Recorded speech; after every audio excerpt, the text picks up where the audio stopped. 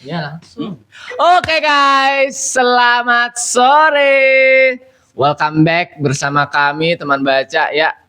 Kali ini segmen spesial yaitu Operasi Teks bersama Abang Ariel. Nah, di kesempatan kali ini kita akan membahas salah satu karya dari seorang penulis berdarah Palestina tapi tinggal di Lebanon, namanya itu adalah Mazen Ma'ruf ya Bang Ariel ya.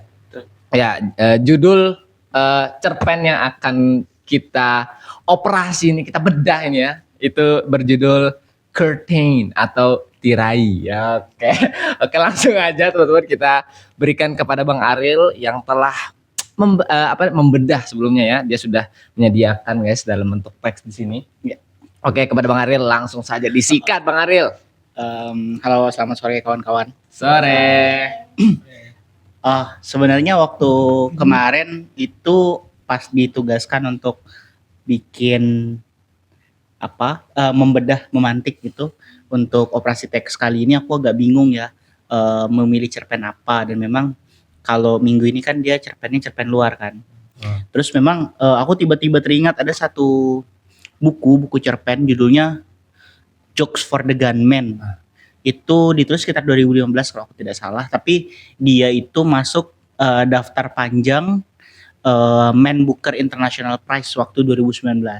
Nah, cerpennya itu unik banget, dalam artian Mazen Ma'ruf itu punya cara bercerita yang sangat unik lah.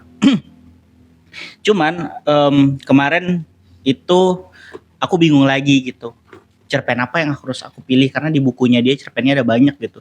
Cerpen pertama pun yang judulnya Jokes for the Gunman itu ada sangat panjang dan sampai harus dibagi per bab. Cerpen ada babnya, bayangin. Dan babnya ada 10 lagi. Iya kan, maksudnya tapi sebenarnya ya cerpen apa istilahnya? Pengempuhnya itu di situ gitu, di cerpen pertama. Cuman karena sangat panjang, terus aku mencoba mencari cerpen-cerpen lain gitu yang lebih mudah untuk dibahas. Nah,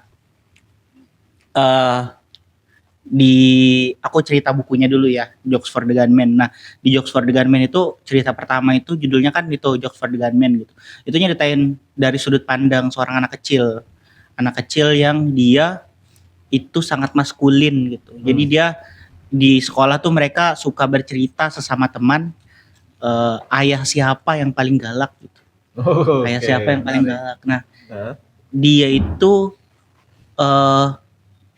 bapaknya dia malah ngasih dia tanaman.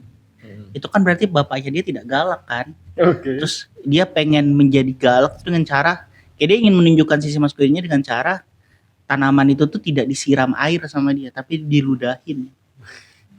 Itu gambaran. Terus dia kayak supaya bapaknya dia terlihat galak gitu, tiap hari itu dia memukul dirinya sendiri gitu. Biar kayak pas dia datang ke sekolah nih, lihat gitu, aku dipukulin sama bapakku gitu. Terus bapaknya dia malah dipukulin sama tentara, dilihat sama teman-temannya gitu. Nah, itu kan kayak, terus kayak apa ya? Jokes for the Gunman itu cerita supaya bapaknya dia tidak dipukuli, dia tuh memberikan lelucon untuk si tentara gitu. Jadi kayak dia bikin cerita lucu ke tentara itu supaya bapaknya dia tidak dipukuli oleh si tentara gitu. Nah, itu Jokes for the Gunman gitu. Ada juga cerpen yang ada banyak cerpen yang, maksudku di situ cerpennya bagus-bagus semua gitu. Ada anak yang pamannya meninggal sebanyak 3 kali dalam seminggu ada orang meninggal 3 kali gitu. Itu aneh banget gitu, kayak pamannya meninggal terus tiba-tiba dibawa ke rumah, pamannya bangkit, terus pamannya langsung bilang gini, sial aku ditipu gitu. apa cerpen apa ini gitu kan. Tapi aku mencoba lah mencari semangat yang masih membawa semangatnya si Mazen Ma'ruf tapi dengan cerita yang lebih sederhana, dan itulah aku pilih Tirai gitu. Tirai ini menceritakan sepasang muda-mudi, sepasang pengantin baru yang menyewa sebuah apartemen gitu, di lantai 7. Nah, apartemennya itu sangat panas kan, di kamar itu sangat panas, dan dia itu pintunya suka nggak ditutup. Karena kalau ditutup dia panas gitu. Jadi harus dibuka aja, terus ditutup tirai. Nah tirainya itu tipis. Tiap kali mereka bercinta, angin itu kan masuk dari jendela terus keluar lewat pintu kan. Nah angin masuk dari jendela keluar lewat pintu, tirainya itu keangkat. Nah kalau keangkat kan kelihatan tuh yang di dalam sedang melakukan hubungan seksual gitu. Terus ada kakek-kakek di seberang, di apartemen seberang tuh teriak, ada yang bercinta di lantai 7 gitu. Itu kan maksudnya leluconnya di situ gitu kan. Nah, aku ingin menceritakan esaiku. Aku mengulas cerpen ini, terus aku memberinya judul cara lain menceritakan kesedihan. Karena Mazen Maruf ini kan adalah seorang penulis dari berdarah Palestina.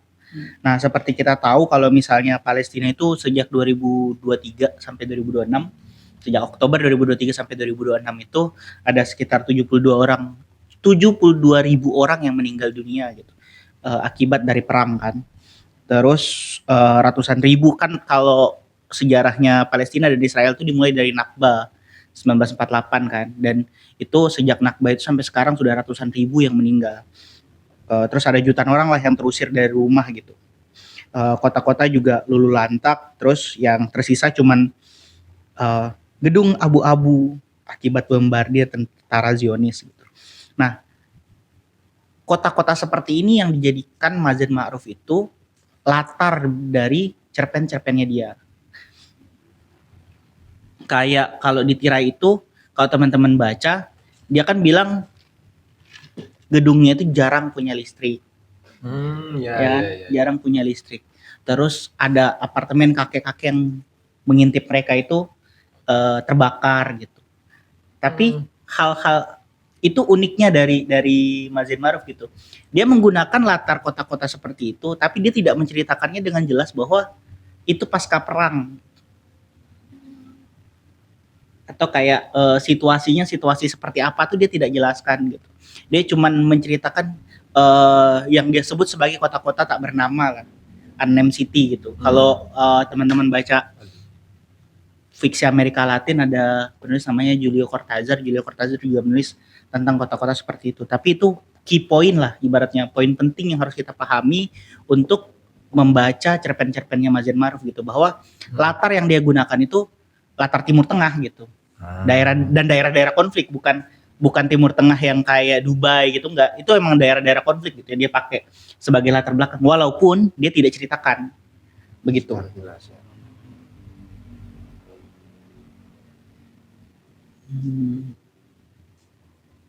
Nah, terus di cerpen ini juga kan tidak ada orang yang punya nama ya di cerpen ini. Kita kan ditaruh di sudut pandang si narator kan, si suami. Kita tidak tahu suaminya itu namanya siapa, istrinya juga kita tidak tahu namanya siapa. Kakek itu pun cuma disebut sebagai si kerdil kan, atau si kecil gitu, si tua kerdil gitu. Tapi kita tidak tahu nama mereka gitu. Termasuk kotanya tidak disebutkan nama kotanya siapa. Cuman lewat cerita-ceritanya kita tuh ditaruh di posisi yang bisa mengidentifikasi diri. Makanya kan dia menggunakan sudut pandang orang pertama kan, si aku gitu.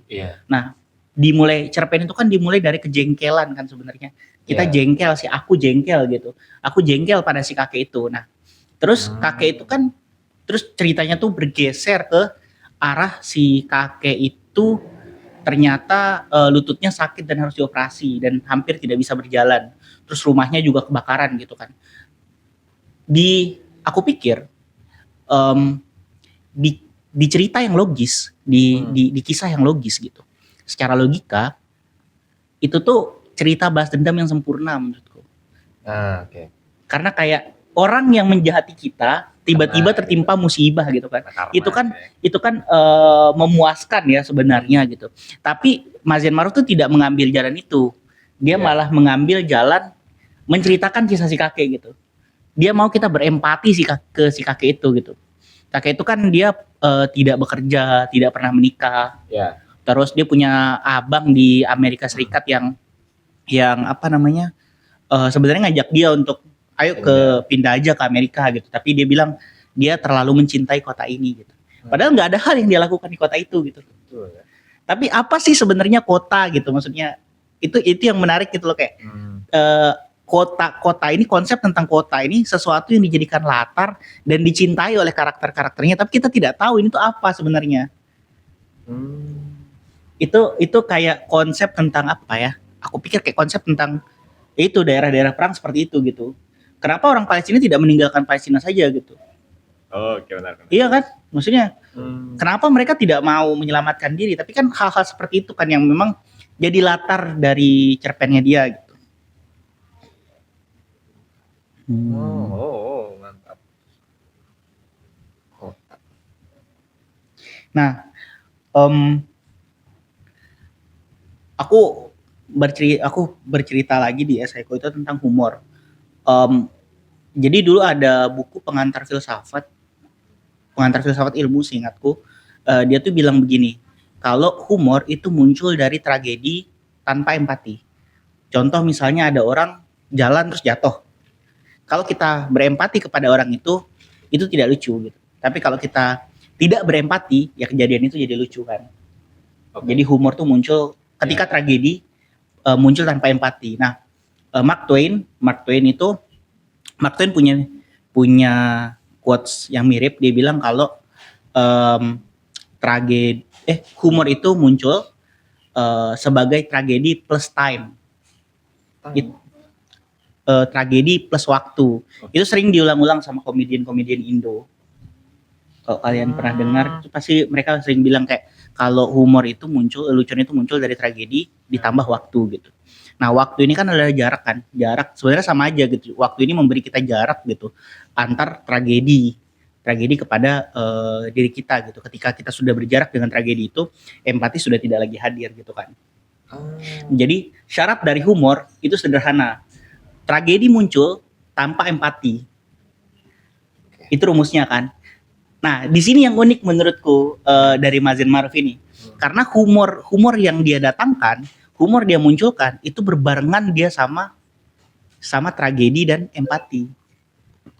Humor di buku-bukunya dia itu menceritakan pasti empati itu selalu hadir gitu. Kayak di kisah ini kan sebenarnya cerita tentang lelucon kan. Okay. Cerita humor gitu. Tapi kita tetap berempati kepada si kakek itu gitu. Jadi kita tidak menertawakan si kakek itu. Bukan kakek itu yang kita tertawakan gitu. Bukan itu yang menjadi kelucuan gitu. Padahal kalau dia mau menceritakan humor kan padahal lucu banget kan, si kakek tidak bisa jalan tiba-tiba rumahnya kebakaran gitu. Tapi dia tidak mau kita menertawakan itu. Bukan di situ humornya gitu. Nah, itu yang aku pikir unik jadinya. Kayak kalau teman-teman lihat lah pertikaian tentang dark jokes gitu. Kalau bilang bahwa ya emang humor tuh personal, preferensi masing-masing orang gitu kan, bahwa semua hal bisa saja ditertawakan. Tapi Mazen Maruf tuh menunjukkan bahwa humor tuh bisa tetap hadir walaupun dengan empati. Begitu, itu sih yang menurutku unik dari Mazen Maruf. Mungkin itu sih. Terima kasih.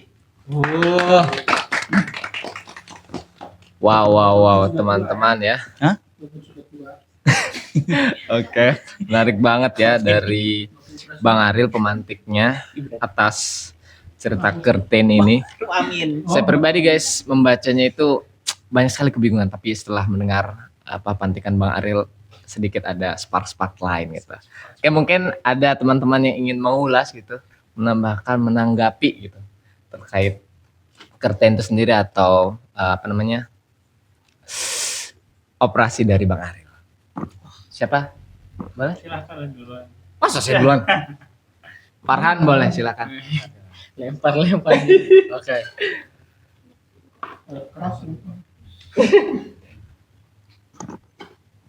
Oke. Saya membaca tirai ini sebenarnya pas hari apa gitu ya Bang Ariel kirimin kan. Karena kan sebelumnya ini menjadi pertimbangan karena katanya dia lumayan dewasa gitu. Gitu kan. Ya. Cuman nanti menarik juga kalau gimana kalau kita tanya para peserta lain apakah menurut mereka ini dewasa juga kan? Apakah tidak terlalu gitu. Dan tadi itu sangat menarik pantikannya karena dia membahas tentang eksternal cerpen ini kan dari penulisnya seperti apa dan lain-lain ternyata yang di Palestina dan lain-lain. Tapi menurut saya kalau dari cerpen ini, kalau dari teksnya ini sangat menarik menurut saya dari segi idenya. Karena dia membahas tentang seksualitas, tapi membuat saya tertawa gitu. Pas saya baca awal-awal, misalnya di sini ada yang saya highlight. Terus dia bilang, tidak ada yang bisa menghentikanku saat aku bercinta. Aku tidak bisa jika aku berhenti, perasaanku akan jelek seharian. Gitu. Terus setelah tirainya itu tersingkap, kan dia langsung berkumpul orang-orang yang di balkon itu semuanya berkumpul datang gitu. Terus mereka berkomentar bahkan perempuannya orgasme dia bilang. Dan orang-orang tumpah ke balkon mereka seperti maniak dan melihat ke arah kami. Terus dia memberikan komentar-komentar kayak wah jantan sekali. Terus ada yang bertepuk tangan, ada yang bersiul-siul gitu.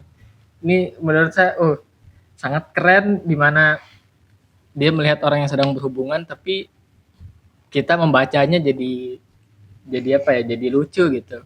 Padahal mungkin kalau pada saat itu yang kejadian mungkin tidak akan lucu kan. Dan pasti dia yang berhubungan kayak dia yang menjadi subjeknya di sana akan kesal gitu kan. Kenapa kalian berkomentar-komentar tapi dia tetap lanjut gitu. Terus juga ada ada yang menjadi yang membuat ini saya memikirkan ini lumayan tragis gitu kan. Mereka tuh memikirkan solusinya bagaimana kayak kalau mengganti saja tirainya atau apa tapi bercintanya lanjut dan ini yang menunjukkan kalau mereka tuh kan ada di ekonomi ke bawah kan. Karena dia nggak bisa pindah rumah untuk mencari ruang private gimana. Tapi dia mencari solusinya dengan beli gorden baru dan gimana biar nggak dilihat gimana cara dia memegang tirai itu agar tidak terlihat sama orang itu kan lumayan tragis juga dan itu sih yang sangat saya suka dari idenya karena premisnya adalah orang yang berhubungan seksual terus dilihat sama tetangganya tapi membuat saya tertawa terus gimana si penulisnya ini menghadirkan karakter si Kerdil itu terus dari yang kita awalnya kesal mungkin sama si Kerdil itu terus dia membuat kita gimana caranya agar kita bisa berempati sama dia sangat menarik menurut saya. Terus di sini lumayan banyak yang saya highlight sebenarnya. Bagaimana kalau kita tutup saja pintu balkonnya kan itu ada pilihan juga kan.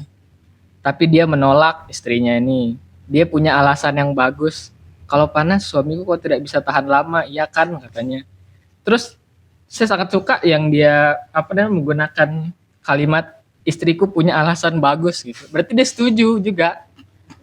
Itu sih kayak dari padahal mereka sedang membahas seksualitas tapi bisa seterbuka ini berarti mereka berdua sebagai pasangan gitu kan. Terus juga di sini ada sebenarnya si Kerdil ini kan sangat menyebalkan dia dari sebelum dia diceritain permasalahan-permasalahan si Kerdil itu sampai dia bilang dia menuduhku mengutuk dirinya katanya kebakaran itu adalah balas dendamku ia mencoba menciptakan skandal untuk aku dan istriku gitu. Itu sangat lucu juga nih menurut saya kayak dia si aku ini kayak menceritakan sangat ringan seksualitas tapi lucu gitu. Terus dari yang bahasa di ranjang itu terus dari permasalahan si Kerdil itu bisa-bisanya hubungan yang seksual yang sangat mereka sukai terganggu gitu. Karena orang yang harusnya mereka benci gitu kan. Kami mulai membicarakan si Kerdil di ranjang alih-alih berpelukan atau bermain-main. Kami tak lagi bisa berhubungan seksual. Kayak oke, kok bisa jadi kesini arahnya gitu. Menurut saya ini ide untuk pembuatan cerpen yang sangat menarik gitu. Dari premisnya ini terus akhirnya dia berempati dan mengganggu aktivitas yang sangat mereka sukai gitu. Dan endingnya pun menurutku sebagai penulisan cerpen sangat keren gitu. Dia membuktikan kalau dia tidak membenci si Kerdil dengan memberikan mereka dengan memberikan si Kerdil ini tontonan secara pribadi gitu kan. Terus juga kenapa ya si penulisnya ini dia menggunakan kalimat-kalimat dan dialog yang sangat menarik gitu dari tadi itu, yang di endingnya pun dia tulis ada yang bercinta di lantai 7. Mereka bercinta cuma untukku, jangan keluar ke balkon kalian, bajingan kalian semua gitu. Kenapa dia mengumpati orang-orang? Ini menurut saya sangat dapat karakternya si Kerdil ini, menyebalkan dan mesum dan juga apa ya? Kayak kelihatan lah orang-orang tua yang nyebelin gitu. Sangat dapat menurut saya. Dan apa ya, menurut ini sangat sangat keren menurut saya sebagai ide penulisan cerpen. Padahal sangat pendek, tapi sangat suka cerpen ini. Itu saja. Ya. Wah, mantap sekali Abang Ahan ya. Melalui highlight-highlightnya dia memberikan apa ya istilahnya penajaman makna asik. Menurut Farhan gitu ya. Dan itu menarik sih. Oke, next mungkin ke sebelah Bang Aril ya. Kanan kiri gitu. Silahkan kepada Bang Davin. Oke, baik. Selamat sore teman-teman. Sore. Kesan saya setelah baca ya pertama novel ini pertama bingung gitu. Kayak saya paham ceritanya tentang apa gitu, tapi kesan yang saya dapat itu ini dia mau ngomongin tentang apa gitu. Oke. Itu pertama kesan yang pernah pas saya baca sendiri itu pernah bingung. Kedua, setelah tadi dengar ulasan dari Aril, saya ngerasa mulai ngerasa ironis kayak tadi yang dibilang kan. Di satu sisi yang dia temanya itu tuh dia ya kalau saya nangkapnya kayak semacamnya kayak komedi gitu, tapi komedi yang di tempat yang kayaknya di apalagi ya anggaplah latar Palestina gitu kan, komedi yang terasa ironi lah gitu. Karena kayak ngerasa akhirnya makanya itu juga mungkin yang ngebuat si kakek ini tuh ngerasa senang ketika dia menonton orang berhubungan. Mungkin buat kita itu kan sesuatu yang nggak pantas gitu kan, tapi karena memang di latar itu situasi itu kayak saya ngerasa ya kayak gimana ya, kayak karena nggak ada hiburan, kayak nggak ada sesuatu yang mereka bisa dapatkan, jadi sesuatu yang mungkin itu buat kita itu sangat tidak baik karena memang mereka nggak punya pilihan, jadi kayak terasa menyenangkan gitu kan, karena mereka kayak maksudnya apa sih yang hiburan yang bisa kita dapatkan di kondisi di mana kita hidup di tengah-tengah ketakutan, tengah-tengah kecemasan gitu kan. Jadi suatu yang hal kayak itu kayak ya itu kayaknya menyenangkan gitu kan. Terus ketika mendengar pemaparannya Farhan, makin mixed feeling gitu. Yang awalnya saya tadi cukup bersimpati juga dengan kakek itu, pas Farhan bilang yang terakhir itu yang dibilang dua orang itu berhubungan yang ini cuma untuk dia gitu, dia bilang bajingan, saya mulai kesel lagi sama kakek itu karena kayak awalnya saya maksudnya kayak ya dia tua, dia hidup sendiri, tapi gara-gara dia udah dikasih sesuatu dan dia tetap dia mengumpat ya bener emang ngeselin sih aslinya kakek ini gitu. Jadi emang bener mixed feeling gitu. Itu perjalanan perasaan saya ketika membaca cerpen ini gitu. Terus juga mungkin sedikit ya mungkin cuma ada beberapa poin lah ya yang mungkin juga saya tangkap terkait cerpen ini adalah pertama mungkin keputusan yang tepat ya ketika Mazin Ma'aruf ini di cerpennya ini nggak menyebutkan siapa nama tokohnya, apa nama kotanya gitu, karena mungkin ini bisa menunjukkan gimana sih keterasingannya orang-orang warga Palestina gitu di mata dunia gitu. Jadi kayak Mazin ini pengen ngasih tahu loh kepada kita sebenarnya orang-orang Palestina itu ada gitu, tapi kayak semacam keberadaannya itu di mata dunia internasional itu kayak seakan-akan nggak ada gitu. Makanya mungkin itu yang ngebuat Mazin Ma'aruf dia nggak ngasih nama karakternya, nggak ngasih latar tempat spesifiknya di kota mana, dia cuma nyebut kota dan karena ingin menunjukkan keterasingan itu sih. Dan saya rasa iya itu dapat gitu. Yang akhirnya tadi itu ngerasa apa yang membuat kita bisa ngerasakan berbagai macam perasaan ironi, perasaan lucu gitu tanpa kita harus tahu karakter-karakter dan lainnya gitu. Itu yang pertama. Terus kedua, yang tadi itu sih karena nggak ada suatu hal yang bisa mereka nikmati lagi, jadi hal-hal yang mungkin aneh menurut kita itu akhirnya itulah yang mereka jadikan hiburan lah gitu.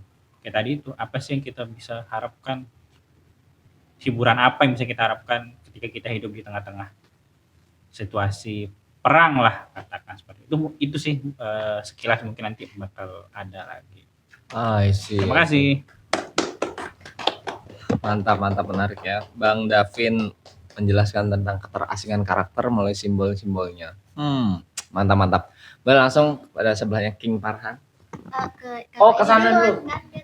Oh iya, boleh kakaknya deh. Iya deh. Ya sudah, biar adil. Saya nggak mau berkompetisi lah. Asik. Gara-gara kemana? Nggak mau berkompetisi tapi mau instruksi. Boleh Kak, silakan. Ya, selamat sore semuanya. Sore. Jadi kalau saya ketika pertama kali saya baca cerpen ini, rasanya kayak ada sedihnya gitu, karena yang terpikir, yang saya fokusnya itu pada kata tirai, dimana menurut saya tirai itu merupakan simbol dari batas antara privasi diri kita. Jadi kayak sebelum saya dengar Bang Ariel ngomong, saya ngelihat cerpen atau baca cerpen ini, mikirnya kalau oh ternyata batas diri yang ada ini ternyata serapuh itu ya gitu. Jadi kayak apa yang awalnya kita jaga, apa yang awalnya kita nganggap suatu hal kan diganggu nih sama kakek-kakek atau diintip, itu merasa benci gitu akan hal itu, merasa risih pas dilihat, ditonton apa. Tapi ketika kita sudah terbiasa melihat kebiasaan kakek itu ngintip kita gitu, lama-lama jadi kayak ada yang kurang gitu. Kan kayak dia bilang, bahkan dia kayak malah fokus mikirin kakek itu gimana, bukan fokus bercinta gitu. Jadi kayak dia ngerasa ada yang kurang, malah jadi kakek itu loh yang jadi pemantik hubungan mereka gitu. Jadi poin-poinnya itu yang pertama tadi batas privasi yang rapuh. Jadi kayak bukan orang aja nih yang melanggar batas privasi kita, tapi tanpa sadar kita sendiri yang membiarkan orang-orang itu untuk selalu ada di sekitar kita untuk melihat batas-batas privasi atau melanggar batas-batas privasi kita sendiri. Terus yang kedua itu jadi kayak manusia itu bisa beradaptasi dengan hal-hal yang dibenci, yang awalnya dia kesel tadi sama kakek, tapi kayak kebiasaannya udah begitu, jadi kayak udah begitu terus lama-lama dia biasa akan adanya si kakek itu gitu. Terus jadi kayak hubungan atau suatu hubungan kita di masyarakat itu kayak terbiasa gitu dipengaruhi faktor eksternal. Kayak misalnya nih hubungan yang suami istri ini, kan ketika kakek itu berteriak ada yang bercinta di lantai 7 gitu. Nah orang-orangnya malah berkumpul ke balkon-balkon mereka kayak menurut mereka mungkin itu hal yang wajar ditonton atau hal yang layak ditonton, padahal kan itu privasi orang, kok mereka malah ngumpul gitu nih gitu. Tapi ternyata setelah dengar Bang Ariel kayak oh iya ironi juga ya, mungkin karena kakek itu kesepian, sendirian, jadi kayak dia berasa butuh hiburan tapi mungkin cara hiburannya yang kurang tepat, mungkin dengan nonton orang begitu. Jadi itu aja sih mungkin dari saya. Oke, menarik ya dari kakaknya itu tentang Giwa, Kak Giwa ya, ya Kak Giwa ya, tentang menarik juga dari keterbiasaan yang saya bilang aneh gitu, orang yang begitu akhirnya kayak merasakan ada spark yang kurang gitu guys. Oke langsung aja next, kakaknya yang sebelah boleh. Oh namanya Kak siapa? Nina, Kak Nina boleh langsung ditanggapi. Oke. Selamat sore teman-teman. Sore. Aneh ya, on ya ini. Oke. Sebelumnya ini kan pertama kali ya aku ikut ini, jadi aku sebenarnya lebih ke menyimak gitu, tapi karena disuruh berkomentar gitu. Oke. Udah tadi. Cuman menurutku karena aku gimana gitu terhadap cerpen ini, jadi aku ngerasa ini walaupun mungkin maksudnya cerpen humor gitu ya, cuman di aku tuh nggak masuk, aku lebih ke apa ya tadi ya, tadi kan humor itu karena tragedi muncul tanpa empati ya, aku ke sini lebih ke empati gitu. Jadi kalau si penulis atau teman-teman ada ngerasa oh ini ada loh humornya, cuman aku ngerasa lebih ke empati gitu, karena baik dari latar, terus tempatnya juga itu kan benar-benar menggambarkan situasi yang tidak layak gitu kan. Jadinya aku lebih lebih kekasihan aja ke semua yang ada di cerpen tersebut. Itu saja sih. Oke, I see. Kak Nina sendiri gimana Bang? Teman. Kak Nina sendiri berkomentar bahwasanya dari teman-teman yang lain gitu beda gitu ya, ternyata dia bisa menjaga empatinya walaupun teman-teman merasakan itu humor, konyol, lucu, kesal gitu ya. Oke lah, menarik. Boleh langsung aja kepada Mas Afgan. Oke, siap. Kepada Kakak Aura boleh. Nanti Mas Afgan. Oke, terima Tapi kasih. sebelumnya Apa? teman-teman ini ada kue yang dibuat. Oh iya. Boleh ya? Maci. Jangan semua di situ, taruh di sini. Saya juga butuh. Enak ya. Oh. Oke, lanjut ke Aura. Oh iya. Sebenarnya sebelumnya saya mau mengapresiasi terjemahannya Bang Aril dulu. Karena ini Bang Aril yang menerjemahkan. Biasanya kan kalau kita mungkin yang tidak dalam bidangnya gitu, Iya. saat membaca terjemahan sendiri tuh kayak Akan susah. iya kaku, mungkin susah, interpretasinya juga tergantung kita kan, dan mungkin nggak masuk di semua orang gitu. Tapi Bang Aril ini apa ya, terjemahannya oke banget, kayak tidak bertele-tele, terus sangat sederhana tapi masuk lah, sangat oke terjemahannya. Bahasa Indonesia juga ya. Maksudnya Terjemahannya bahasa Indonesia juga. nggak ngerti. Oke, setelah. Terus soal cerpen ini, ada satu hal yang saya bingungin. Sebenarnya ini kan hal yang sangat absurd gitu ya, apa yang diceritakan di sini. Tapi entah kenapa penulisnya ini seolah-olah membuatnya itu terlihat biasa di narasinya gitu, kayak ditunjukkan dari orang-orang yang tertawa, terus pada akhirnya tadi kayak kata Kak Giwa, pasangan itu akhirnya beradaptasi lah istilahnya dengan pelanggaran privasi itu. Sehingga saya berkesimpulan saat membaca narasinya memang sangat sederhana. Jadi kesimpulan saya adalah cerpen ini sederhana dan cukup datar, mungkin enggak datar sih, sederhana tapi aneh. Bahkan saya cenderung ke pendapatnya Kak Nina tadi, saya mungkin teman-teman kan banyak kan humor gitu, merasa ini cerpen yang humor, tapi saya tidak nyaman saat membacanya di awal-awal. bukan berarti saya menutup diri tentang hal-hal seperti ini gitu, maksudnya saya tentu senang dengan, maksud cerpen ini cocok untuk mengeksplor atau experience baru lah saat kita membaca cerpen, tapi tetap saja saat membaca itu terasa tidak nyaman di awal. Apalagi dengan akhirnya yang ada dialog, kami bilang kami tidak marah padanya. Itu kan dia tunjukin kalau si kerdil tua itu merasa bersalah kan. Terus tapi ia tidak percaya sampai saat akan meninggalkan rumah itu. Aku berbisik ke telinganya, kamu mau aku tunjukkan bukti kalau kami tidak marah padamu? Terus saya kayak oke, ini sangat apa ya, frontal, sangat aneh, sangat absurd gitu. Ya gitulah. Di sisi lain saya tidak menutup mata pada latar belakang penulisnya, kan penulis Palestina yang mungkin banyak terlibat dengan konflik-konflik Timur Tengah gitu. Apalagi dia jurnalis juga, saya baca. Jadi apakah ada kaitannya ini dengan itu gitu? Mungkin dari sisi anunya sih ya, perangnya tadi yang sudah teman-teman singgung itu.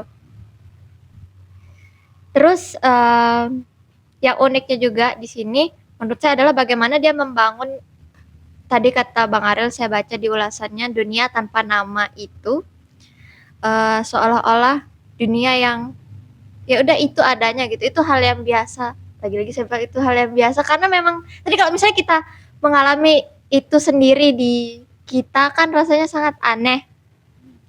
Tapi dari narasinya justru itu terlihat sangat-sangat menjelaskan bahwa itulah dunianya gitu. Dia membangun dunia sendiri dalam cerita itu. Itu. Terus saya sedikit menemukan tidak menemukan metafora tertentu itu karena dia sangat gamblang bahasanya dan tidak mungkin jarang saya membaca penulis luar yang seperti ini yang sangat gamblang dan frontal begini. Itu mungkin saya yang sedikit bahasanya. Itu aja sih dulu dari saya. Terima kasih. Iya. Jadi donatur tetap ngomong ya. Siap. Ya beneran enak loh ini. Benar sih. Iya kah? Itu Gulanya namanya itu ya. tempani. Tempani. Yang Iya. bubuknya itu dari apa? Kurang tahu. Kita ngobrolin aja. Kita tahu. Bukan sagu. Enggak tahu. Ya, kita ngobrolin kue. Ibu saya buat aja. Ulas jajan. Oke, saya mulai. Selamat sore semuanya. Pada saat langsung aja ya, pada saat saya baca cerpen ini, saya takut dibilang aneh sih, tapi masalahnya entah kenapa ini saya nikmati gitu ceritanya. Karena pada saat awal baca sampai masih di awal tapi mau menuju ke pertengahan, kayak judulnya itu tirai, sedangkan isinya itu membahas tentang hal yang sensitif, yaitu seksual itu tadi. Jadinya kayak, ini menarik, judulnya tirai. Tirai itu mungkin berbeda dari Kak Giwa ya. Giwa? Iya, Giwa. Kak Giwa tadi, tirai itu menandakan sebagai simbol privasi gitu. Tapi kalau saya karena nggak sampai sedalam itu, jadinya saya menganggap tirai itu hal yang memang sederhana gitu, yang menutupi jendela gitu aja gitu. Jadinya hal yang sesederhana itu ternyata membungkus hal yang sangat sensitif, yaitu seksualitas itu tadi. Sebetulnya saya nggak punya banyak komentar, tapi sebentar saya cek dulu. Menulis. Di narasinya saya suka, kayaknya itu deh yang buat saya kayak menikmati ceritanya. Narasinya juga sederhana, jadinya dari sisi aku, saya juga merasakan emosinya. Juga dari sisi tetangga kerdil ini, saya juga ngerasain emosinya. Ada sebetulnya yang buat saya kayak mempertanyakan gitu. Kan pada saat dia melakukan tindakan seksual itu kan dia teriak, terus di sana itu kan bentuk kecemburuan kemungkinan karena dia tinggal sendiri. Terus akhirnya pada saat kebakaran dia menyalahkan si aku karena merasa mungkin apa sih istilahnya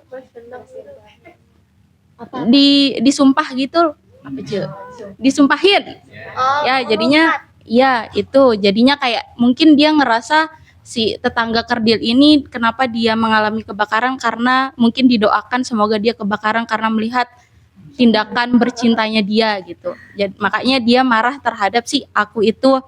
Tapi sampai akhirnya karena si aku sama istrinya ini sempat membicarakan si tetangga kerdil, dia datang kan mengunjungi si tetangga kerdil ini. Tapi ini yang bikin saya heran, kok bisa dia tiba-tiba minta maaf.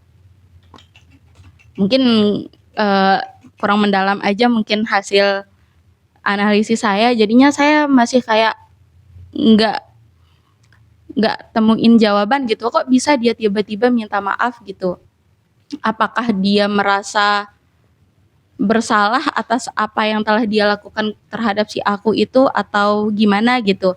Terus apa juga ya, Mi mencatat. kayaknya itu aja deh dulu. Terima kasih. Oh, Bang Det ya? Saya ya. Oke, makasih. Kamu diam situ. Udah boleh. Oke teman-teman, terima kasih banyak.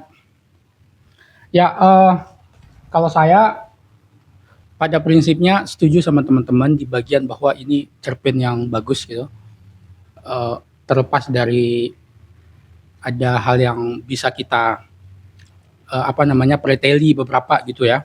Cuman secara umum menurut ini cerpen yang bagus yang sebetulnya kalau teman-teman misalnya ya belajar soal teori cerpen itu ini nampak betul dia mencoba memakai model-model struktur cerpen yang secara konvensional itu dibilang bagus gitu. Artinya harus setia pada drama, harus setia pada hal-hal yang sifatnya estetika kayak gitu kan. Bagaimana sih membuat alurnya lebih bagus, bagaimana menutup cerpen dengan bagus, itu semua dari sini. Bahkan sampai bagaimana sih memilih judul gitu. Judul kan biasanya di kepala kita secara umum kan selalu kita kaitkan dengan inti cerita. Padahal nggak selalu seperti itu. Judul itu bahkan bukan inti cerita, tapi hal-hal yang remeh di dalam cerita itu, tapi seperti yang dibilang ada repetisi. Yaitu tirai. Ini kan bukan tentang tirai, bukan tentang penjual tirai misalnya. Penjual tirai ya? Bukan. Gitu, jadi itu menarik. Sama misalnya kalau ngalor ngidul, misalnya kayak novelanya Pram misalnya, Bukan Pasar Malam. Bukan tentang pasar malam, cuman ada kutipan, itu kutipan di bagian akhir saja gitu. Nggak ada hubungannya dengan isi cerita gitu. Jadi menarik gitu. Jadi menurutku ini salah satu cerpen yang kalau pakai teori cerpen konvensional gitu yang akademis gitu, ini dia pakai betul gitu. Nah, cuman ada beberapa sih catatannya. Yang pertama menurutku cerpen ini misalnya untuk menopang penilaian bagusnya itu dia bukan cerpen yang mengarahkan kita ke kemesuman. Nggak ada di sini sama sekali. Tidak ada satupun menyebut hal-hal yang mesum di luar batas kata orgasme. Cuman satu mungkin yang soal merapatkan kedua paha. Cuman itu karena dia memang tidak ngarahnya ke sana. Cuman kita sebagai manusia ini yang dia permainkan ya, menurutku ini unik banget. Karena aktivitas seksualitas itu memang sesuatu yang di satu sisi memang agak tabu, tapi di sisi lain sesuatu yang dekat dengan kita. Kayak gitu. Jadi pembacaan cerpen ini saya rasa akan berbeda pada masing-masing orang, pada masing-masing negara. Gitu. Orang membaca cerpen ini di Eropa barangkali terbiasa lah dengan aktivitas seks seperti itu. Itu satu ya gitu. Jadi sehingga pembaca pun akan barangkali bias juga gitu, kecuali pembaca yang betul-betul setia pada teksnya. Karena baru-baru aku membaca Julia Kristeva, ini pengarang yang sangat bagus gitu. Dia seorang feminis juga, linguis juga, Freudian juga, Lacanian juga gitu. Dia adalah feminis generasi ketiga yang sangat bagus yang dalam banyak analisa feminisme dia memakai linguistik juga, yaitu intertekstualitas. Nah, dalam hal intertekstualitas itu yang kita pakai dari tadi. Mencoba menghubungkan teks ini dengan penulisnya yang orang Palestina. Nah, jadi ini membuktikan bahwa teks itu akan selalu kita coba hubungkan dengan teks-teks lain. Ya, kayak gitu. Teks itu bukan dalam artian yang sangat kaku bahwa dia A, B, C, D. Gitu. Maksudnya tanda-tanda yang kita lihat, misalnya bahwa si penulisnya adalah seorang Palestina, itu adalah teks juga. Nah, jadi teks itu selalu berdialog gitu untuk menjalin makna.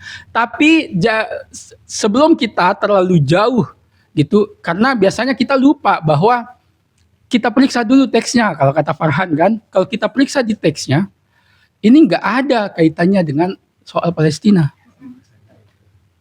Nggak ada. Tapi bisa-bisa aja, sah-sah saja gitu. Artinya ini satu bukti karya sastra yang tidak melacurkan sesuatu yang di luar sastra, dan sastra hanya digunakan sebagai penyampai pesan saja. Dia setia pada bentuk. Kayak gitu. Jadi menurutku, jadi dia seperti kita membaca laut bercerita gitu. Laut bercerita kita lihat sebagai fenomena kemanusiaan, bukan hanya soal orang-orang yang diculik oleh Prabowo misalnya. Misalnya kan, enggak. Jadi ceritanya juga seperti itu. Kemudian ada juga nuansa-nuansa apa namanya yang kayak Emile Zola itu secara genre itu naturalis gitu. Dia misalnya kita nggak tahu ya kebakaran itu apakah karena pengeboman atau apa enggak. Dia hanya membahasakan apa yang dilihat. Itu menariknya kalau aliran kalau genrenya naturalis itu bisa mengaduk-aduk emosi. Jadi dibiarkan terbuka makna itu. Misalnya soal dia teriak di bagian akhir. Mungkin kita merasa tidak nyaman, tapi justru di situ letak analisanya. Kenapa ya kira-kira? Jangan-jangan memang karena ekspresi orang kecil, karena ini ya flat itu, kalau bagi kita orang timur di sini, itu mungkin kehidupan mewah. Tapi nggak selalu seperti itu. Flat justru adalah bentuk bagaimana ruang itu disusutkan. Gitu. Coba lihat orang-orang miskin di Cina, di mana mereka tinggal? Di apartemen, di flat. Tapi kan berdesak-desakan.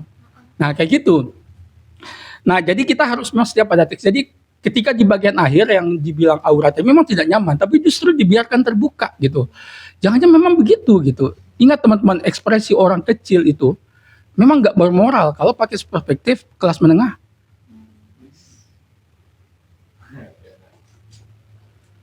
Kita minta mereka selalu beradab lah, mereka lapar setiap hari misalnya. Nah, si tua ini yang tidak menikah, yang misalnya ya barangkali bisa keliru, yang ya penyaluran birahinya itu nggak ada misalnya, itu kan berpengaruh terhadap psikologi. Nah, sehingga ekspresi ininya dia ya cenderung akan seperti itu gitu, kasar ngomongnya gitu. Nah, itu satu. Kemudian kedua, aku mau periksa ke hal-hal yang teknis soal terjemahan.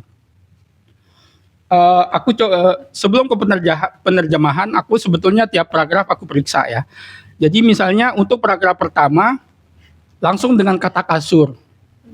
Itu properti yang seharusnya tidak dilihat oleh orang misalnya di rumah kita. Termasuk tirai. Sebenarnya aku masih setuju sama Giwa. Jadi misalnya seperti tirai yang ada di jendela kan tujuannya apa? Supaya orang tidak melihat kita langsung ke dalam kan gitu. Jadi memang privasi gitu, harus ada privasi. Nah, justru itu pertanyaannya, kenapa misalnya dia itu justru bercinta di balkon walaupun ada jawabannya karena udara panas.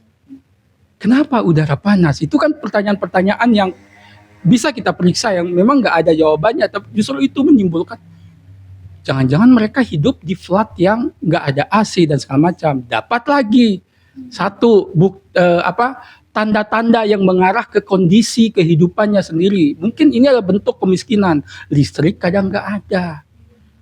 Kayak gitu. Jadi dia lumpeng aja ngomong gitu. Biar pembaca aja yang saya cuma mau ngomong aja gitu. Gini kondisinya di sini. Bercinta di balkon, masih muda loh, pasangan muda. Maksudnya ini mungkin akan terlalu ini ya, maksudku. Tapi ini kita bicara logis. Pasangan muda baru menikah. Ya 3-4 kali ya wajar gitu loh. Kemudian di balkon yang mungkin panas dan segala macam, kondisinya seperti itu. Kayak gitu. Jadi memang ini buat pembaca cerpen yang syar'i barangkali akan merasa tidak nyaman dengan cerita ini. Karena ini cerpen yang sangat tidak syar'i. Subhanallah. Nah, tapi kan jadi dia karena pakai metode naturalis gitu ya, jadi sangat terbuka. Karena kita bilang ketika dia hanya menggambarkan bahwa kadang memberikan informasi, kadang tidak ada listrik, panas, segala macam. Dia kan si naratornya ini tidak memberikan semacam berceramah gitu bahwa kami ini miskin apa, enggak ada. Dia hanya menceritakan gitu apa yang ada di matanya. Nah, sehingga sangat terbuka gitu. Memang kalau membaca cerpen-cerpen yang beraliran naturalis yang gini yang biasa saja itu memang kadang menimbulkan banyak sekali penafsiran. Tapi kan justru itu menjadi menarik. Jadi intertekstualitasnya ini kecenderungannya kita menghubungkan dengan teks-teks yang lain, hubungkan dengan kenyataan bahwa Mazen Ma'ruf ini orang Palestina, hubungkan dengan lain. Padahal kan kalau kita hapus namanya, kita ganti dengan nama Ariel, masa kita hubungkan dengan di NTT misalnya, nggak ada flat di sana misalnya. Kayak gitu. Jadi soal teks. Nah, itu satu. Yang pertama itu langsung kasur kami dekat dengan pintu balkon. Lah, kenapa? Kan seharusnya dia yang tersembunyi kayak gitu. Terus terus aku coba pelan-pelan yang satu-satu ya, beberapa yang menurutku masih jadi pertanyaan buatku. Misalnya masih di paragraf pertama dia bilang begini, tetangga kami mengatakannya dengan suara keras, tapi dengan nada yang serius, seakan-akan dia berada di seminar sastra. Kenapa dia nyebut seminar sastra? Kenapa bukan yang lain? Jangan-jangan ini dia memberikan semacam kode, tanda ke kita bahwa mungkin dia adalah seorang dosen sastra, atau kenapa dia memakai seminar sastra. Nah, ini dengan asumsi bahwa Ariel sudah menerjemahkannya dengan baik gitu ya. Itu katakanlah memang di bahasa Inggrisnya memang seperti itu gitu. Kenapa dia menyebut seminar sastra? Kenapa misalnya bahwa orang yang berbicara keras tapi nada yang serius itu diumpamakan dengan orang yang berada di seminar sastra. Di saat itu hal yang menurutku bukan mengganggu, kayak oke, jadi pertanyaan kayak gitu. Kalau mengganggu itu nampak negatif gitu ya. Ini bukan negatif, cuma kayak sentilan yang kenapa dia memberi perumpamaan seperti itu gitu. Itu satu. Kemudian yang kedua adalah di paragraf yang kedua, di sini si narator itu yang sekaligus si tokoh akunya itu kan menceritakan sendiri karakternya gitu, bahwa ternyata dia sendiri adalah tipe orang yang tidak bisa menghentikan aktivitas bercinta itu kan selagi proses itu sedang berlangsung. Istrinya juga mudah tersinggung dan segala macam. Itu karakter tokoh itu dibiarkan diceritakan begitu saja gitu. Saya nggak tahu kenapa bisa seperti itu ya, kenapa pilihannya seperti itu langsung gitu. Jadi dia memberikan informasi soal karakter dia dan istrinya itu langsung secara lisan gitu. Nah, ya saya juga masih jadi pertanyaan karena menurutku ini kalau ibaratkan film, ini adalah film pendek. Film pendek. Kalau film panjang itu ada ruang buat menceritakan, jangan secara langsung. Misalnya kan kita pengen nih karakter tokohnya kayak gimana sih? Tiba-tiba langsung di paragraf 2 langsung enggak, saya ini karakter gini itu nggak bisa menghentikan aktivitas bercinta walaupun ada gangguan bagaimanapun misalnya. Tapi ini langsung gitu. Jadi ini perlu kita teliti juga gitu. Lalu apalagi ya? Kemudian di paragraf di halaman kedua, di sini juga di halaman kedua juga mulai terungkap pelan-pelan karakter lingkungan sekaligus mungkin kondisi kehidupan mereka. Ketika dia bilang itu betul dan seringnya memang tidak ada listrik di lingkungan kami. Jadi tidak ada solusi lain selain mengganti tirai atau mengganti tetangga. Nah di sini kita bisa membayangkan nggak menganalisis secara sosial mengganti tirai atau mengganti tetangga. Padahal bagi orang kaya kan bisa mengganti flatnya aja langsung, misalnya. Nah jadi gitu-gitu tuh yang sangat intertekstualitas bekerja di sini gitu, karena kan membuat kita nggak ada di teksnya, tapi kita tergoda kenapa ya, pengen tahu jawaban gitu. Kemudian yang berikutnya ketika beralih ke tokoh si tua kerdil itu, lagi-lagi dia menggunakan pola yang langsung to the point seperti paragraf yang kedua, langsung menceritakan karakter aku apa. Nah ini kan aku kadang jadi bertanya-tanya, dari mana dia tahu bahwa si laki-laki tua ini, walaupun memang ada di transisi di paragraf di atasnya dia bilang bahwa aku memutuskan untuk menemui si kerdil dan bicara dengan tenang soal masalah ini. Jadi kalau film pendek itu ya udah, daripada memakan terlalu banyak waktu bisa ngobrol gitu kan, mending langsung hasilnya. Kayak gitu. Jadi kita hanya bisa membayangkan, yang bisa saja salah karena nggak ada di teks.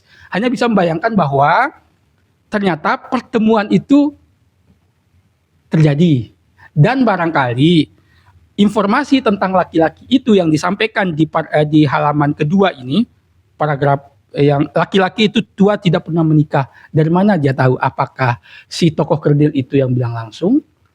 Jadi dia rangkum tentang tokoh itu dari mana gitu. Jadi kita nggak pernah tahu di bagian itu gitu. Jadi semua informasi tentang si tokoh itu. Nah, jadi aku kasih catatan di sini bagaimana si narator tahu informasi tentang tokoh kerdil ini. Nah, kemudian aku suka ada permainan kecil di sini. Ada permainan kecil secara teks yang menarik menurutku. Misalnya aku menceritakan sesuatu, tapi informasi tentang sesuatu di situ ada tentang diriku, tapi diceritakan seolah bukan diriku. Gini contohnya maksudnya, dia bilang begini. Dan sejak ia menemukan pasangan muda yang baru saja pindah ke area ini, bercinta 2 atau 3 kali sehari, itu kan maksudnya dia. Tapi dia sedang menceritakan secara tidak langsung kalimatnya. Menurutku itu indah loh. Walaupun nampak seperti sepele gitu. Padahal ya itu kamu gitu loh. Terus kemudian berikutnya, nah ini aku mau bertanya sama Ariel. Di bagian yang paragraf terakhir ini, ketika kamu menerjemahkan seperti ini, orang-orang, oh ya ini, nggak apa-apa agak sedikit panjang ya, 2 atau 3 minggu yang lalu terjadi kebakaran di apartemen tempat ia tinggal sendirian. Api menghancurkan semua perabotan dan hartanya, yang bisa disematkan oleh si kerdil hanya nyawanya sendiri. Tapi ia selamat, puji Tuhan. Nah, mungkin nampak seperti sederhana, tapi puji Tuhan itu adalah bentuk ekspresi teman-teman Kristiani. Iya sih. Nah, apakah memang betul secara teks juga seperti itu? Karena dia bilangnya thanks God sih. Oke. Terima kasih Tuhan. Dia pikir kayak dan memang aku kan belum ngecek juga kan itu dia agamanya apa. Iya. Karena juga ada orang-orang Kristen kan di Palestina dan memang Iya. dia juga di Betul. Lebanon gitu. Iya. Pikir, oh ya sudah aku. Iya, Cuman ketika diterjemahkan jadi puji Tuhan itu agak kekunci. Iya betul. Kekunci frase itu kekunci yang mengarahkan kita ke umat Kristiani. Kayak gitu. Mungkin bisa juga syukurlah gitu. Karena syukurlah juga bukan cuma Islam kan. Kayak gitu. Barangkali itu satu. Terus yang kedua, masih soal penerjemahan nih. Saya lanjut lagi. Orang-orang cepat-cepat mengirimkan pesan ke abangnya dan beliau dengan gesit mengirimkan uang. Kenapa memilih kata beliau? Padahal di yang sebelumnya masih terkait dengan abang, kamu menerjemahkannya iya. Mungkin karena abang itu kan tua gitu ya, beliau gitu. Oke, terus berikutnya. Ini bukan ujian meja ya. Ya, nah aku suka yang bagian akhir ini aku suka banget karena ini menunjukkan kayak rasa penasaran yang barangkali dibalut dengan rasa empati ya menurut teman-teman ya. Nanti tolong jelaskan Ril, apa kamu dari psikologi bedanya empati sama simpati apa? Poinnya itulah. Menurutku dari sesuatu yang tadinya liar gitu ya soal hubungan seksual, tapi justru bisa berbalik ke soal-soal yang sifatnya kayak empati kayak gitu. Sedih gitu kan, ini agak unik, transisinya agak unik gini. Dari sesuatu yang hampir saja ke yang berhubungan dengan kemesuman, tiba-tiba berbalik ke kemanusiaan. Itu kan model transisi yang unik dan menarik gitu. Justru si empati sejenis itu menjadi sangat kuat di cerita ini jadinya. Namun kenyataannya aku khawatir pada si kakek kerdil itu bla bla bla bla bla gitu. Nah, terus masih soal penerjemahan Ril. Kamu mencatat seperti ini, saat bercinta kami menarik supaya tirai terbuka sedikit. Aku agak kurang sreg di situ. Mungkin lebih baiknya kami menarik tirai supaya terbuka sedikit. Karena kalau kami menarik, kayak maksudku ada sedikit benturan apa gitu. Iya, yang walaupun kalau diucap berkali-kali logis Cuman gitu. Tidak pas dia kalimat. Tidak langsung gitu. Kami menarik tirai atau sedikit gitu kan. Sedikit terbuka. Mau ngintip kan. Paham. Kakek itu melihat atau enggak? Ya. Terus apalagi ya? Ya itu catatan saya sih. Ini menurutku ini cerpen yang sangat bagus yang yang memberikan satu informasi berharga buat kita bahwa cerpen itu ada teorinya. Ada di buku naratologi, ada juga. Ini juga orang sastra juga dia paham betul lah. Itu sih kalau menurut saya. Terima kasih banyak Ril sudah menghadirkan cerpen ini. Lanjut, Mas Afgan, gaskan.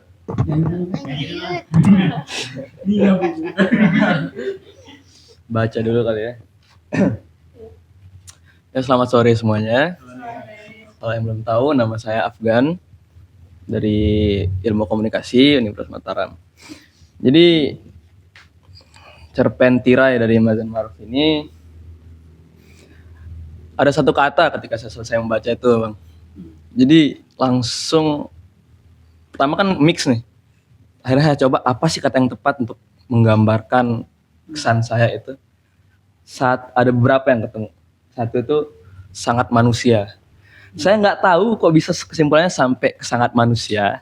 Tapi menurut saya ini penggabungan benar kata Bang tadi, penggabungan antara nilai yang sedikit vulgar tiba-tiba berubah ke kemanusiaan itu kayaknya hanya bisa dibalut oleh seorang yang memang ahli di bidangnya, di bidang sastra begitu. Jadi sangat jarang orang yang mengeksplor di bidang hal yang sedikit vulgar seperti itu, sehingga saya bisa ini kayaknya sangat manusia nih. Bahkan kalau menurut saya pribadi gitu, AI bahkan kayaknya susah niru ini cerpen ini gitu. Itu pertama, sangat manusia gitu. Terus ada yang kedua nih, baru saya setuju sama Mbak Kanina tadi, sangat mengusik. Saya nggak tahu tepatnya gitu ya. Mungkin katanya Bang Ded tadi mengganggu itu konotasi negatif. Enggak, saya lebih senang jujur, saya bilang sangat mengusik. Karena bahasan vulgar seperti ini, mungkin saya yang miskin sastra ya. Jadi di saya itu kurang mengenakkan benar untuk dibaca. Walaupun output yang diharapkan, mungkin tafsiran-tafsiran dari teman-teman begitu, interpretasi maknanya sangat luas, mungkin bahkan disandingkan dengan keadaan penulis segala macam, tapi tetap menurut saya yang awam begitu, saya menganggapnya sangat mengusik. Itu terlepas dari mengusik karena dia sangat anti mainstream gitu. Jadi keluar dari standar moral logika dominan yang membahas hal vulgar seperti ini di ranah bahkan dibungkus dari karya sastra gitu. Jadi konsumsi publik. Itu yang membuat saya sangat manusia, ini sangat mengusik, dan saya takjub gitu. Yang saya takjub. Jadi terus saya juga setuju tadi sama yang bilang tanpa nama gitu. Tanpa nama itu sebenarnya teknik yang lumayan, setelah saya pikir-pikir, setelah dengar dari teman-teman tuh cerdas juga gitu. Ketika saya diceritakan begini, misalnya nih tokohnya ini tidak punya nama, saya lebih gampang merasakan posisi dia gitu. Kalau dipakai Andi misalnya, Andi bla bla bla bla, ya ini posisinya Andi begitu. Tapi ketika nama itu dihilangkan, bahkan tempat, bahkan kota, saya jadi lebih gampang memposisikan diri sebagaimana, jadi lebih gampang merasakan gitu posisinya. Iya. Jadi mungkin itu aja, dan saya berkesimpulan ketika saya selesai membaca ini dan saya pikir-pikir lagi, iya saya nggak paham ceritanya. Itu jujur, itu nggak paham. Tapi saya merasakan. Jadi itu intinya. Jadi ketika saya baca sastra, saya tidak terus-terusan mencoba memahami, tapi akhirnya saya menemukan, saya lebih mengupayakan merasakan itu bagaimana. Oke, dan saya tersentuh dan saya sangat takjub dengan cerpen ini. Kita mungkin tidak bisa tahu apa itu cinta, tapi kita merasakan. Merasakan cinta. Nah, hal-hal seperti itu gitu kan sangat manusia gitu. Itu yang saya rasakan. Kayaknya itu aja dari saya. Sekian. Aku boleh nambah sedikit aja. Aku lupa sudah menyiapkan di bagian akhir soal tanpa nama. Betul, aku udah nyatat di sini. Kelewat tadi. Nah, itu kayaknya memang itu disengaja. Pertama soal tanpa nama, karena kalau dia kasih nama itu kekunci dia tempatnya di mana. Karena oh ini nama orang Palestina nih. Jadi langsung ke karakter saja supaya terbuka kayak gitu. Jadi ini bisa menjadi ceritanya orang Afrika, bisa menjadi ceritanya orang Indonesia, orang Sasak kayak gitu kan. Nggak terima. Ya udah. Saya. Oke, silakan. Baik. Sedikit tambahan dari saya juga tadi nggak tahu tiba-tiba kenapa kepikiran. Kayaknya emang latar ini bukan di Palestina deh gitu. Karena beberapa indikasinya itu pertama terkait kebakaran. Agak nggak masuk akal di saya. Kenapa kebakaran yang dipakai? Kalau memang misalkan latarnya itu Palestina kan, ya biasanya mungkin kalau beberapa kali ada baca novel apa, ya pasti tragedinya itu adalah rumahnya dia itu kena bom, pokoknya atau kena percikan. Jadi ketika dibilang kebakaran, perasaan juga bukan pasti. Dari saya tahu kan kebanyakan kalau untuk pengungsi ya kan tinggalnya itu di tenda gitu, bukan di flat gitu kan. Jadi kayak kayaknya bukan di Palestina gitu. Terus kedua, tadi saya sempat searching dan ini mungkin ini masih dangkal sih ya. Saya searching model perumahan warga di Palestina itu seperti apa sih gitu. Dan dari searching sekilas saya itu jarang ada model perumahan flat gitu. Kebanyakan ya rumah dari tapi lagi ini tergantung tempat ya, maksudnya apakah dia tinggal di kota atau pedesaan. Kalau di pedesaan ya bentuk model rumahnya itu ya rumah pada umumnya batu. Tapi pun di kota pun jarang yang flat, apalagi yang ada balkon gitu. Kalaupun dia bentuknya flat itu ya flat. Mungkin kalau teman-teman tahu, kalau nggak salah rusun juga kayaknya jarang ada yang pakai balkon, karena kalaupun ada itu jadi kayak kayaknya itu indikasi kedua, kayaknya ini bukan Palestina gitu. Terus nah sama ini akhirnya saya ngerasa kayaknya ini di Libanon. Kenapa? Karena nggak tahu ya, mungkin ini antara memang kayaknya suatu kebetulan Ariel milih kata puji Tuhan yang membuat kayaknya ini Kristiani gitu kan. Nah, Libanon itu tuh kan salah satu negara yang cukup beragam gitu kan. Beragam dilihat dari segi pemerintahannya. Kalau nggak salah pokoknya dari segi pemerintahannya itu dia terdiri dari ada Islam, ada Nasrani, sama apa lagi satu Syiah kalau nggak lupa. Jadi ketika kalau ini di Libanon jadi masuk akal gitu ketika kalau memang karakternya ini adalah non Muslim gitu, Kristiani, karena tadi itu kalau di Libanon masih wajar, tapi kalau mungkin di Palestina kayaknya agak kurang gitu, karena kan secara mayoritas ya Muslim gitu. Pun kalau ada yang Kristiani mungkin ya sekalian aja gitu ngangkat, kalau memang latar dia Palestina yang ngangkat yang karakter Muslim aja gitu. Tapi kalau memang ini Libanon masih make sense gitu kalau ternyata yang diangkat ini tuh orang Kristiani gitu. Terus juga sama sebenarnya itu terkait kondisi sosialnya sih sebenarnya. Libanon itu juga tadi saya cek negara ketiga sebagai tujuan pengungsi gitu. Jadi memang karena dan di sini kan juga dibilang dia masih muda kan. Jadi ya barunya jadi kayaknya ya memang ya baru masih muda nikah. Jadi kayaknya kita mungkin kalau hidup di Palestina itu kayaknya nggak memungkinkan gitu. Jadi ya udah kita pindah aja gitu. Dan ya tadi itu tujuannya Libanon kalau nggak salah tadi itu urutannya itu pertama lupa saya, intinya Suriah gitu. Kedua Suriah kan makin nggak aman lagi, jadi ya paling mentok wajarnya itu ke Libanon atau ke Mesir pun kayaknya nggak terlalu baik. Kenapa? Suriah itu Bang Ded. Jadi kayak dan lagi-lagi kalau kita coba melihat kondisi sosial, ya wajar juga ketika tadi itu dia pasangan baru dan mungkin juga memang di ekonominya itu tidak banyak, jadi memang mencari tempat itu yang murah gitu. Yang itu kelihatan dari tadi itu dia bilang listrik jarang, itu yang ngebuat ya dia panas gitu. Jadi tinggal itu di maksudnya naruh kasur atau apa itu di dekat jendela biar dia nggak kepanasan. Jadi itu sih, jadi saya ngerasa pertama tadi kayaknya ini nggak di Kuwait, akhirnya saya ngerasa ini kayaknya di Libanon. Itu sih. Sana main Bang. Bentar. Oh iya. Belum ini. Oke. Seru guys, sampai saya dilupain ya. Oke. Lanjut. Kalau saya bahasanya Enggak. Saya bahasanya sederhana aja guys. Menarik aja dari teman-teman dan saya rasanya sedikit mendapatkan konklusi ya. Yang saya pengen lihat itu adalah bagaimana tadi sangat di highlight sama Giwa ya tentang intimacy antara sepasang suami istri gitu ya. Nah, bagaimana sebetulnya intimacy itu kan suatu hal yang private dan ujungnya ada malu tuh, rasa malu di sana gitu. Dan memang dijelaskan bahwasanya mereka kayak risih banget tuh ketika bercinta terus dilihat sama orang, tapi karena panas gitu dia pengen mencapai kenikmatan, di satu sisi juga merasa kayak gerah gitu sama kondisi sosial.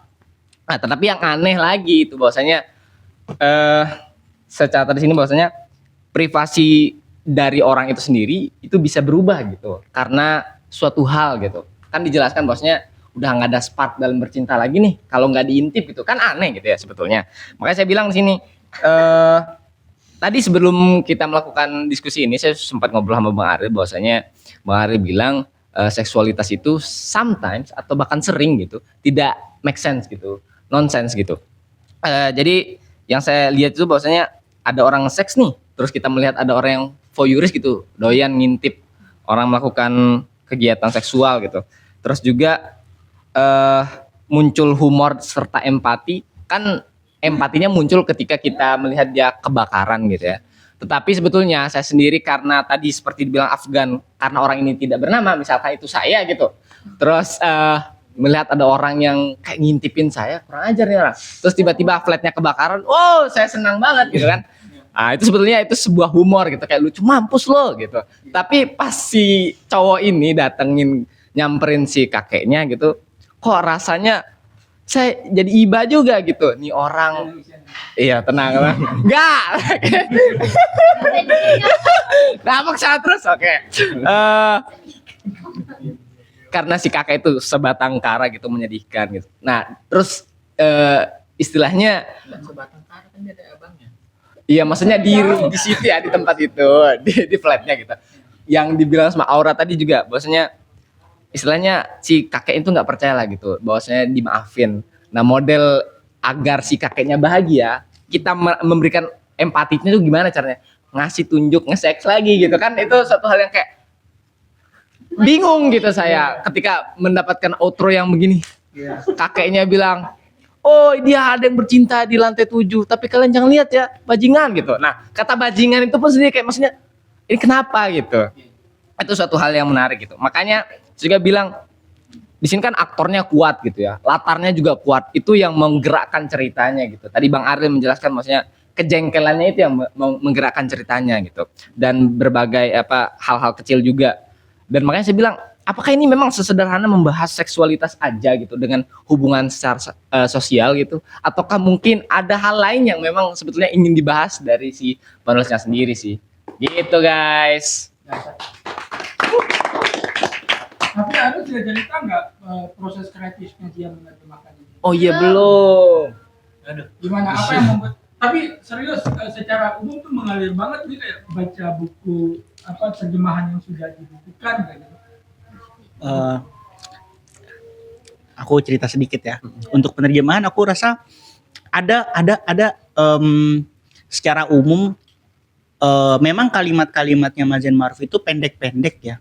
Dan memang langsung to the point. Jadi sangat mudah menerjemahkannya. Paling ada sesuatu yang aku ubah gitu. Aku ubah itu pas yang dia operasi lutut. Itu kan dia pakai tongkat kan, aku bilangnya pakai tongkat. Itu tuh dia ada sesuatu, aku lupa namanya apa dalam bahasa Inggris. Itu tuh tongkat yang 4 kaki itu. Nah, itu yang bikin dia cuman awalnya kan dia jalan pakai tongkat, habis operasi dia cuma bisa jalan pakai 4 itu. Aku pikir kayak namanya nggak ada kan di bahasa Indonesia. Terus kayak menggambarkannya agak sulit, jadi aku pikir ya udahlah, aku bikin pakai tongkat aja gitu. Gitu. Karena lagi pula kan maksudnya kita mau fokus ke ceritanya kan. Cuman secara umum sih memang ceritanya sudah cukup bagus ya. Tapi kamu sendiri ini nggak, maksudnya punya rutinitas menerjemahkan atau dari mana kamu belajar menerjemahkan sastra? Dulu ini cerita sedikit dulu tuh kalau teman-teman tahu Dewan Kesenian Jakarta tuh punya acara namanya Jakarta International Literary Festival. Nah, JILF pertama itu dia punya kelas namanya Lab Penerjemahan Sastra. Nah, waktu itu aku daftar, cuman ternyata aku pikir itu kelas untuk belajar, cuman ternyata itu kelas untuk berdiskusi para penerjemah gitu. Dan aku tuh itu aku beneran maksudnya di list tunggu, terus tiba-tiba ada yang nggak jadi ikut, terus aku diambil. Iya, beneran 2 hari sebelum acara. Pas aku dateng, yang ngisi itu Anton Kurnia, kalau teman-teman tahu. Anton Kurnia dan itu iya hal-hal kayak itu banyak, maksudnya ya karena mereka penerjemah profesional gitu kan. Aku juga bingung gitu, maksudnya kayak kita menerjemahkan kan dari Inggris ke Indo nih, kan kita menerjemahkan cerpen. Oke, kita menerjemahkan cerpen gitu. Kita kasih waktu 20 menit ya gitu, 1 halaman. Hah, 20 menit 1 halaman gitu kan. Terus kayak aku lihat di sebelahku tuh orang buka Windows, kalau aku kan buka Google Translate kan. Orang tuh bukanya Thesaurus. Thesaurus tuh, jadi dia menerjemahkan bahasa Inggris ke bahasa Inggris lagi gitu. Sih kan kayak nggak ini kan, cuman aku banyak belajar di situ jadinya. Jadi paham sedikit paham lah soal penerjemahan gara-gara itu gitu. Sama. Terakhir tuh yang dibilang pertanyaan kalian tuh yang aslinya apa? Son of Bitch. Son of Bitches. Iya, cuma aku pikir ya udah bajingan aja, nggak apa-apa.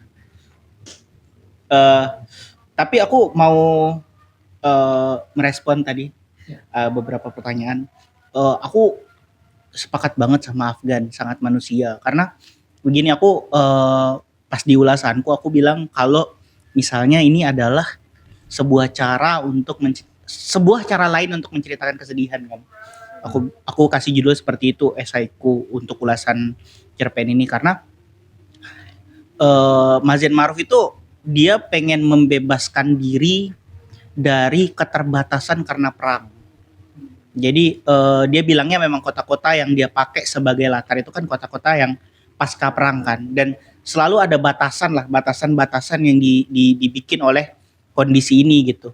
Maksudnya kayak kalau di sastra Indo aja, kalau novel-novel tuh kita kan banyak banget novel etnografis ya. Belakangan sangat-sangat banyak, dan itu kan hampir semuanya punya pola yang sama gitu. Ya menceritakan kesedihan dan yang diceritakan adalah kesedihan gitu. Tapi Mazen Maruf ini nggak mau gitu loh, maksudnya dia menceritakan tentang kota yang bersedih tapi dia tidak mau menceritakannya kesedihan gitu. Dia menggunakan humor untuk cara lain untuk menceritakan itu gitu. Jadi kesedihan itu cuma dipakai sama dia jadi kalau kata An Mansur musik latar belakang kesunyian. Begitu sih.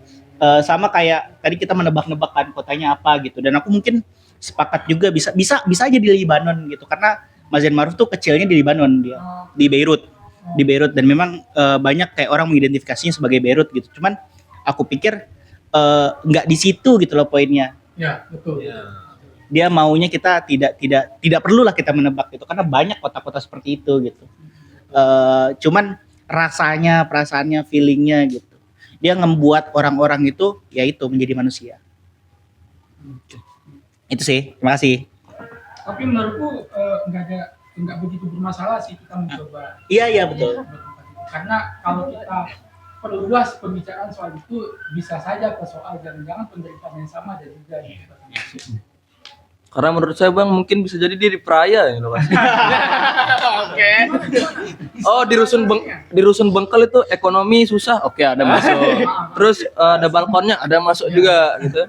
Tapi intinya ya lantai 7 ada juga. Tapi intinya tuh ini mendukung the death of the author itu kan. Kan Bang Ded tuh yang ngasih berapa minggu sebelumnya.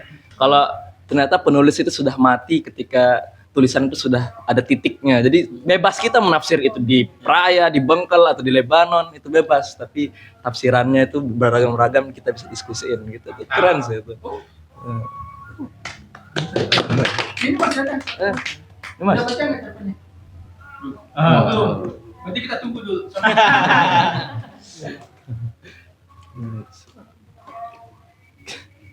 Terus Nama kamu dulu. Bilal ya Mas.